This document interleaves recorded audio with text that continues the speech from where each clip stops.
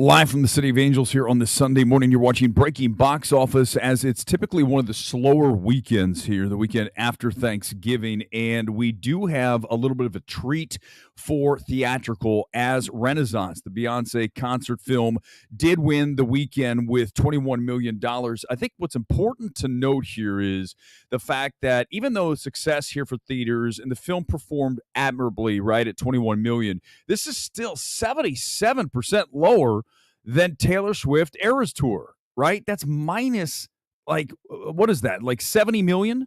It's a big number. It's like minus 60 plus million on the Taylor Swift movie.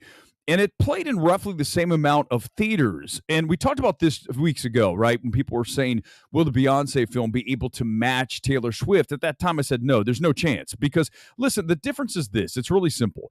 Taylor Swift is a phenomenon, right? Cultural phenomenon. Every single person on planet Earth, certainly here in the United States, knows Taylor Swift songs, listens to them 24/7. It's just what it is, okay? You can't get away from her. Beyonce's not quite that, and you see it here in the weekend numbers. I mean, at the end of the day, listen, I'm not going to ever pull punches on this, and anyone who wants to spin it any other way, they can do whatever they want, but the numbers are the numbers. I mean, you can't like fudge this stuff, right? Ultimately, that's what we're talking about, is when you're looking at cold hard facts, minus 77% versus Taylor Swift, you know, it's just not nearly the success that the former was. But that said, it's still a very nice treat here for the box office, as these theaters really need some stuff because we really didn't have a whole lot. Hunger Games in second with about $14.5 million. That film continues to do well over $200 million worldwide.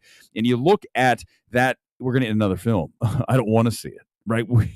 Who wants another Hunger Game films?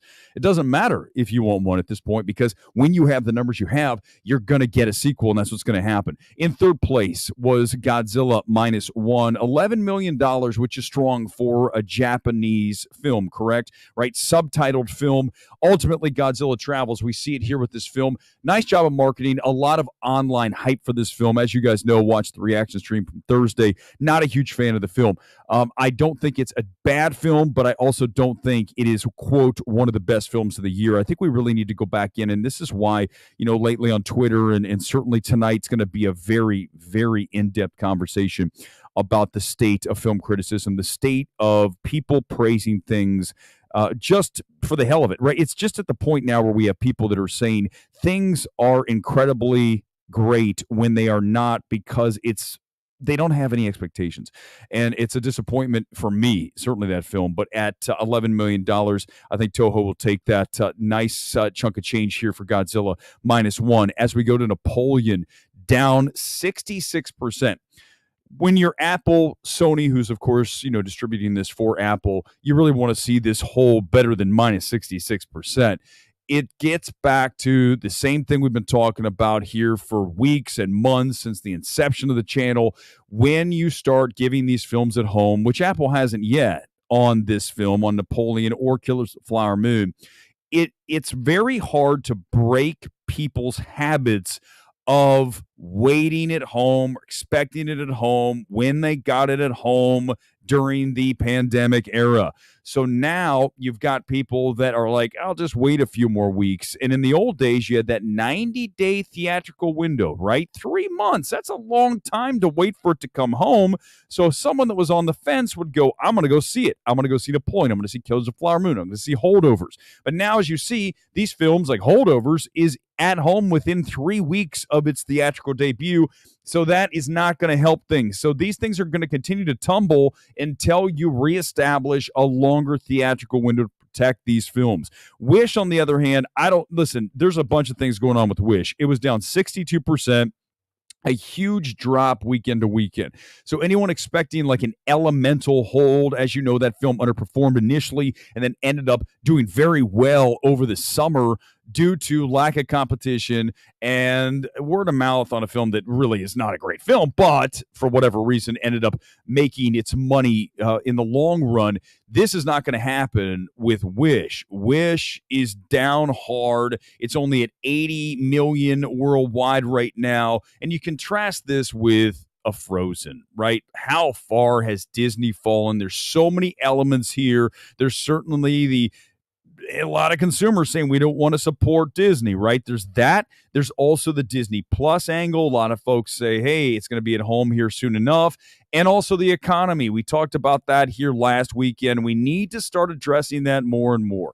Get on Twitter. Look at how many posts you see, people complaining about how expensive everything is. Look at that Five Guys viral thing. The woman's like, I went to Five Guys, spent $42 on 2 hamburgers and a small fry.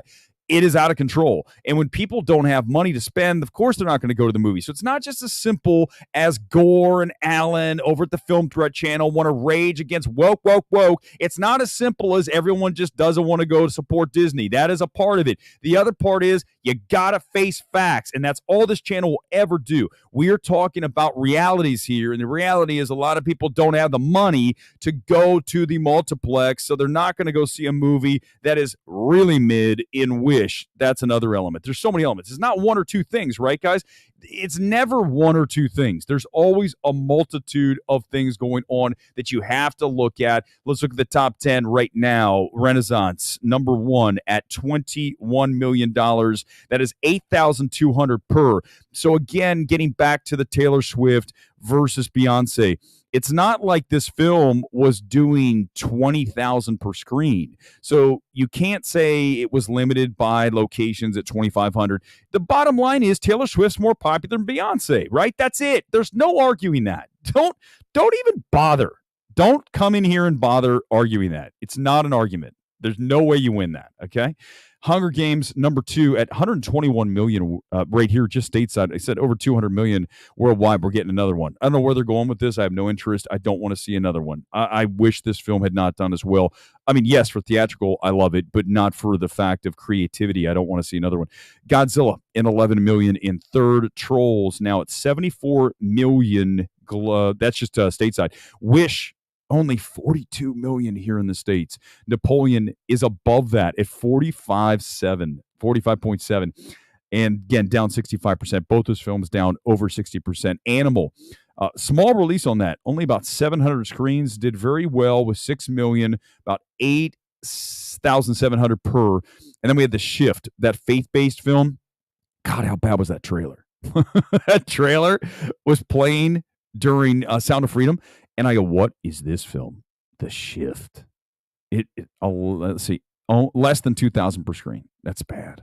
That's really bad. Silent Night, terrible film. But can't wait to talk about that tonight. In a way, not because I'm excited, because it's so bad, and yet we have more shills out there saying this is good. This constant John Woo, this is a great film. Silent Night, 3 million, and Thanksgiving with $28 million banked in 10th place. All right, tonight we will discuss the state of film criticism again with the shills, whatever else you want to do an Oscar preview. We've got a lot of categories to discuss tonight. It's going to be a fun show. It's going to be a very heated show because, as you know, I will not back down. It will never happen, so bring it. I am ready to go tonight on the Sunday Evening Spectacular here live from L.A. Peace until I see you then tonight. Goodbye.